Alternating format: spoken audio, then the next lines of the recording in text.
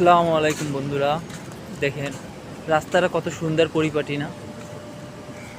আসলে আমরা আমাদের জায়গা থেকে যদি সবাই এই দেশের প্রতি যদি দায়িত্বশীল আমরা না হই, তাহলে এই দেশ কখনো উন্নতি হইতে পারবে না। এই দেশকে উন্নতি করার দায়িত্ব আমাদের এগিয়ে আসতে হবে।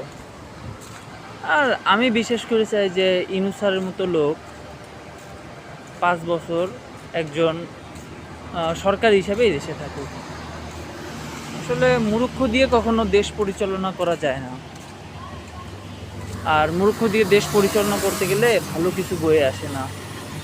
এটার বাস্তব প্রমাণ শেখ হাসিনা নিজেই।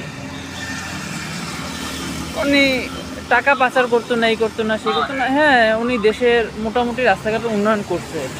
যদি উন্নয়ন নাই করতো, তাহলে এই দেশের টাকা কীভাবে মেরে খাইতো?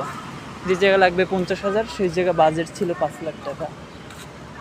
উনি যতটাই খারাপ ছিল, তার বেশি খারাপ ছিল নেতাকর্মীরা।